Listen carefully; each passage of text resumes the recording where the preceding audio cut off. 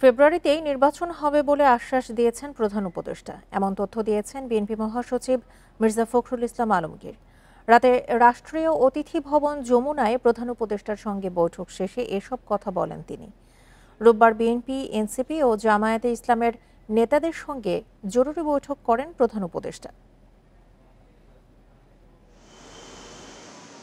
দেশের চলমান পরিস্থিতি এবং ত্রয়োদশ জাতীয় সংসদ নির্বাচন নিয়ে প্রধান উপদেষ্টার সঙ্গে বিশেষ বৈঠক করে বিএনপি, জামায়াত ও এনসিপির প্রতিনিধিরা।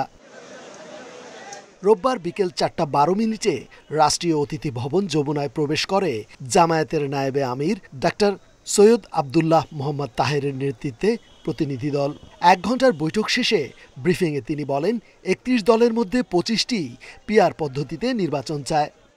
মেজরিটি রাজনৈতিক দল চাচ্ছে যারা মেজরিটি মানুষকে প্রতিনিধিত্ব করে।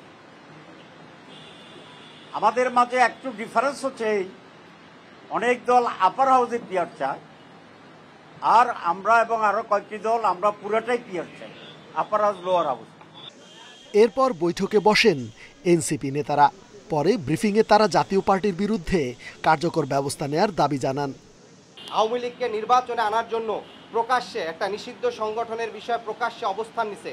ফলশ্রুতিতে নিষিদ্ধ সংগঠনের বিষয়, সন্ত্রাসী কার্যক্রমের বিষয়ে সুস্পষ্ট অবস্থান নেওয়া এবং বিগত সময় অবৈধ সংসদকে বৈধতা দানের তাদের যে পদক্ষেপ, সে বিষয়গুলো আমলে নিয়ে জাতীয় পার্টির সাংগঠনিক কার্যক্রম যেন স্থগিত করার বিষয়ে সরকার আরও বেশি কার্যকর হয়, সেই বিষয়টি আমরা প্রধান উপদেষ্টাকে আমলে নেওয়ার জন্য বলেছি। সবশেষে বৈঠক করেন বিএনপির প্রতিনিধিরা। দলটির মহাসচিব মির্জা ফখরুল ইসলাম আলমগীর জানান, সঠিক সময়ে নির্বাচনের আশ্বাস দিয়েছেন প্রধান উপদেষ্টা।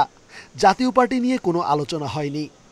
আলোচনা ফলপ্রসূ হয়েছে, সেটা গোটা দেশবাসী অত্যন্ত আশ্বস্ত হয়েছে এবং নির্বাচন যে ফেব্রুয়ারিতে হবে এ ব্যাপারেও গোটা দেশবাসী অত্যন্ত আশ্বস্ত।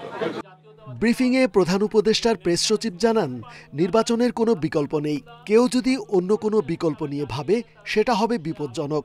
নির্বাচন সুষ্ঠু, ফেয়ার, পিসফুল এবং ফেস্টিভ হবে, উৎসব মুখর পরিবেশও হবে এবং উনি এর আগে বারবার বলেছেন এটা বাংলাদেশের ইতিহাসে one of the best election হবে। নির্বাচন নিয়ে আবারও প্রধান উপদেষ্টার প্রতিশ্রুতির কথা তুলে ধরেন প্রেস সচিব। যদি প্রয়োজন হয় সেক্ষেত্রে। রেজওয়ানুল হক, ইন্ডিপেন্ডেন্ট নিউজ, ঢাকা।